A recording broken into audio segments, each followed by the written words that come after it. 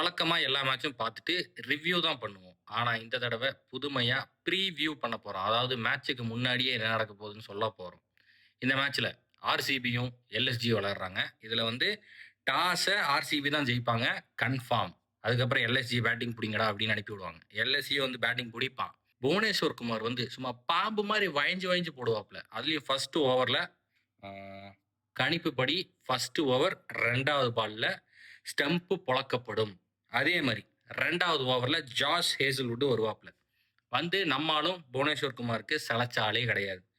2 wicket inform KL ராகுல் 150க்கு மேல அடிச்ச கேஎல் ராகுல சும்மா கட்டங்கட்டி பவுன்சரை போட்டு தூக்குவாப்ல. இதுவும் நடக்கும்.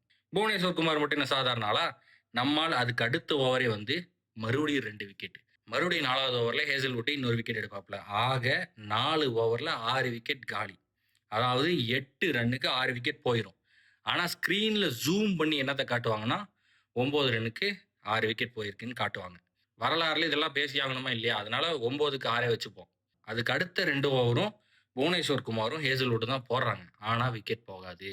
கேப்டன்சில இங்க தான் தவறு நடக்கிறதுக்கான வாய்ப்புகள் உண்டு. ஏன்னா ஹேசல்வுட்டையும் புவனேஸ்வர் குமாரையும் மெயின்டைன் பண்ணியிருக்கணும். அப்படி இல்லையா மாடர்ன் டே மலிங்காவை கூட்டிட்டு வந்திருந்தீங்கன்னா 49க்கு கீழே என்டையர் டீமை காலி பண்ணிருக்கலாம். இப்ப பேசுறான் 49ன்னு பிற்காலத்துல எவனும் கத்த மாட்டான். ஆனா இந்த தவறுகள் கேப்டன் கையில தான் இருக்கு.